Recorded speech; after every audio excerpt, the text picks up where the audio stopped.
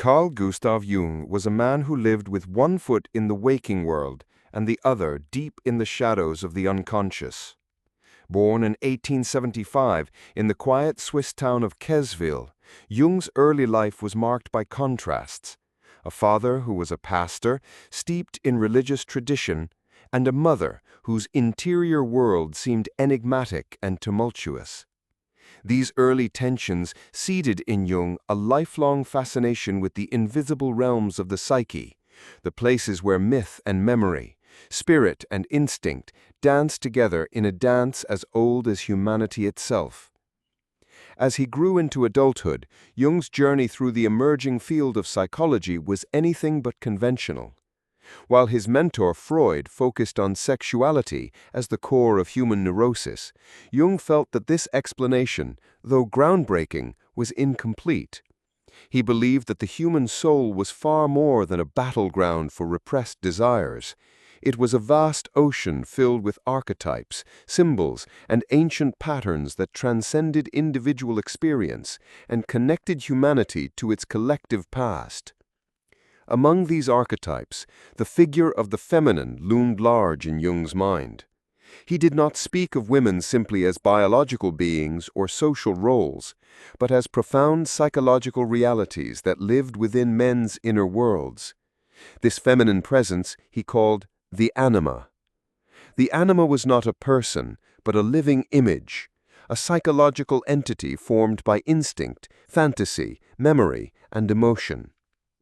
It could appear as a muse in a man's dreams, as a sudden overwhelming attraction to a stranger, or as a haunting feeling of loss and longing. For Jung, every man's encounter with real women was deeply shaped by this invisible figure within himself. The anima was the lens through which men saw, understood, or misunderstood women. If a man failed to recognize his anima consciously, he would unconsciously project her onto every woman he met, idealizing some, demonizing others, or becoming ensnared in patterns of desire and rejection that seemed to come from nowhere, but were rooted in his inner world. This idea revolutionized the way Jung saw human relationships. Love, attraction, and sex were not simply physical or emotional experiences. They were openings into the soul's mysterious architecture. When a man felt the powerful pull of sexual desire or the piercing sting of heartbreak, he was not only responding to the woman before him, he was responding to the anima's call, to the uncharted parts of his own psyche demanding attention. Unlike Freud, who centered his theory on sexual libido as a biological instinct focused narrowly on gratification, Jung expanded libido into a broader concept of psychic energy. This energy was the source of creativity, spirituality, and vitality, the pulse that drove not only sexual longing, but also the urge to create art, seek knowledge, and pursue transcendence. When this energy was repressed or distorted, it could manifest as neurosis, obsession, or inner fragmentation. When harnessed consciously, it could propel a person toward individuation, the process of becoming whole. Women, therefore, were not mere objects of desire in Jung's framework. They were symbolic gateways to transformation. The feminine qualities, intuition, emotion, receptivity, and the mysterious language of dreams were qualities many men, especially in the rigid social orders of the early 20th century, were taught to suppress or deny in themselves. Meeting a woman was often a confrontation with these qualities, a challenge to break free from rigid masculine roles and to embrace vulnerability. Jung described these feminine qualities through archetypal figures: the mother, the nurturer and protector; the maiden, innocent and renewing; the lover, passionate and creative; and the crone, wise and transformative.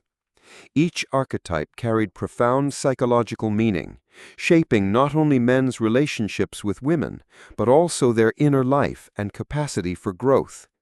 Yet these archetypes could also trap men in illusions. Projection meant that the woman a man loved might be less herself and more a reflection of what the man's unconscious wished to see. a dangerous mirage that could lead to disappointment, confusion, and pain. Jung's writings on women must be understood in the context of his time, where ideas about gender were rigid and often hierarchical. He spoke of women as closer to nature, more instinctual and emotional, while associating men with spirit, reason, and consciousness. Though his intention was symbolic and psychological, this division has been criticized for reinforcing stereotypes that diminish the complexity and autonomy of women. Nonetheless, Jung's deeper insight remains that masculine and feminine are not merely biological categories, but dynamic, interwoven principles within the psyche itself. Jung's personal life mirrored these themes. His marriage to Emma Jung was a partnership of intellect and affection, but his emotional world was also shaped by intense relationships with women like Toni Wolff and Sabine Spielrein, patients and collaborators who challenged his ideas and stirred his own unconscious. These women were not just companions, but living expressions of the anima, shadow, and complexity that Jung wrote about. In his clinical work, Jung witnessed again and again how sexuality could become entangled with unconscious fears and desires. He observed how repression of sexual energy could cause psychological suffering, while unconscious indulgence could lead to self-destructive patterns.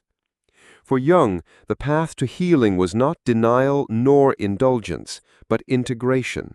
The courageous confrontation with one's anima, shadow, and deepest truths.